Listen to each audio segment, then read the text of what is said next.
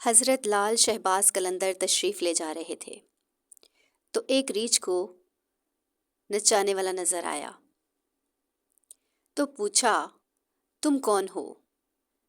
وہ بولا، میں قلندر ہوں اور ریچھ نچاتا ہوں۔ اس زمانے میں ریچھ نچانے والے کو بھی قلندر کہتے تھے۔ آپ رحمت اللہ علیہ نے بے اختیار ہو کر پوچھا اور مسکرا دیے، اور جب مسکرائے تو ریچھ والے کو یہ بات پسند نہیں آئی۔ کہنے لگا، آپ کون ہیں؟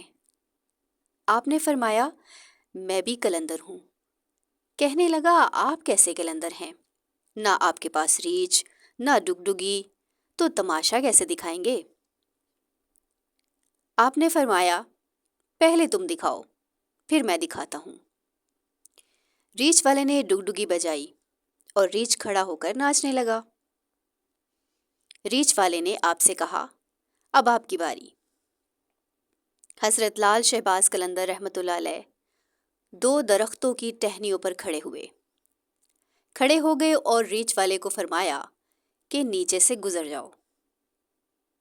ہاں، مگر یاد رکھنا، آگے جانا مگر واپس کبھی مت آنا۔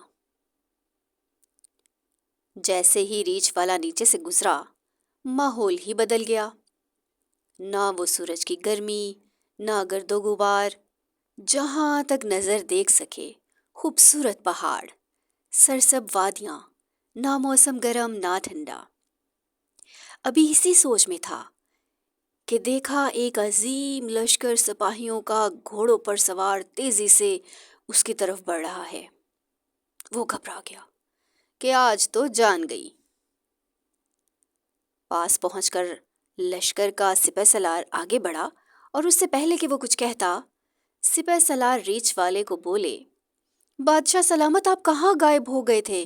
آپ کی سلطنت آپ کا انتظار کر رہی ہے اور ملکہ عالیہ کا رو رو کے برا حال ہے۔ اب وہ حیران پریشان شاہی گھوڑوں پر سوار ہو کر ساتھ چل دیا۔ جب محل میں پہنچا تو عظیم الشان عمارت دیکھ کر حیران ہو گیا۔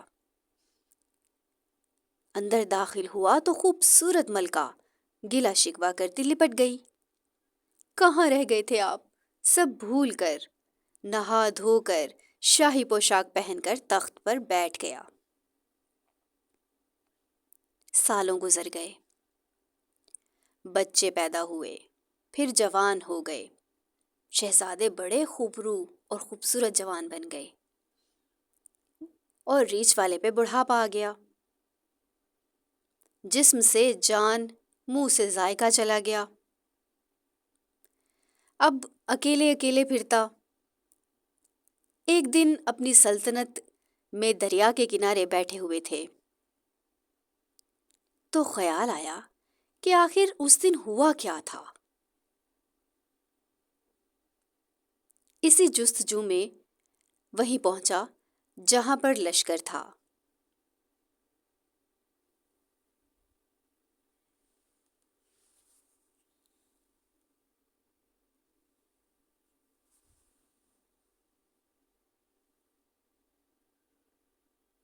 تو دیکھا وہ درخت اب بھی موجود ہیں۔ سوچا چلو دیکھتے ہیں کیا اور درخت کے بیچ سے اور کیسے گزر گیا۔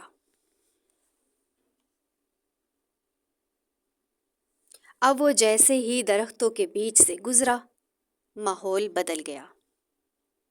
وہی وقت، وہی مقام، سامنے اس کا ریچھ اور ڈگڈگی پڑی ہے۔ وہی گرمی، وہی گرد و غبار، سب کچھ ویسا ہی۔ دیکھا تو حضرت لال شہباز قلندر رحمت اللہ علیہ کھڑے تھے۔ اس کی حالت غیر ہو گئی۔ بولا، جناب، میری سلطنت، میری ملکہ، میرے شہزادے سب کہاں؟ تو لال شہباز نے فرمایا، سب تماشا تھا۔ چھوٹی سی سٹوری سنانے کا مقصد بھی یہی ہے کہ یہ دنیا سب کھیل تماشا ہے۔ ہم یہاں پہ آتے ہیں، اپنے اپنے حصے کے کام سر انجام دیتے ہیں، اور پھر چپکے سے کوئی بیماریاں جسموں کو لپٹ جاتی ہیں۔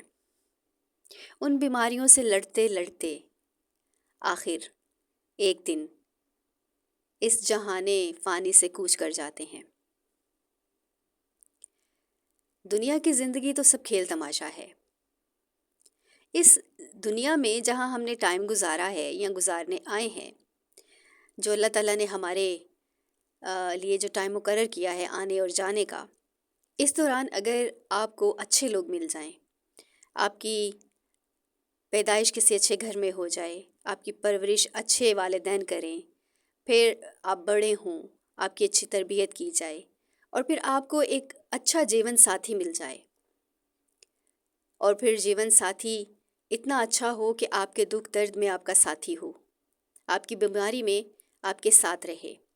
آپ کو کہتے ہیں کہ خواتین کو ہمیشہ لاڈ پیار سے رکھنا چاہیے، کیونکہ عورت چاہے جتنی مرضی بڑی ہو جائے، جس مرضی ایج کو پہنچ جائے، اس کے اندر ایک بچہ ہوتا ہے، اور وہ لاڈ، وہ پیار، وہ صرف اس کا شوہر دیکھ سکتا ہے، اور وہ شوہر کے سامنے ہی اپنے لاڈ دکھاتی ہے، لاڈ اٹھواتی ہے۔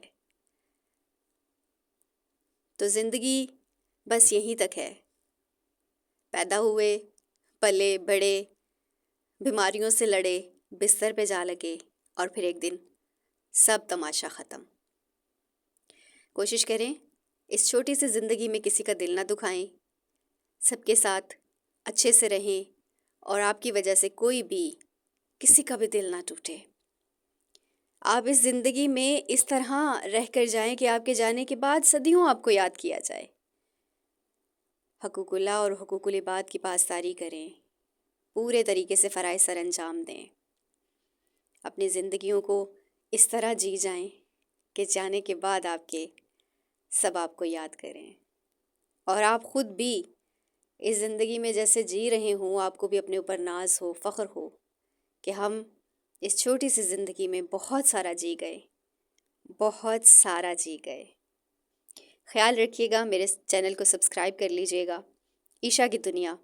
اللہ حافظ۔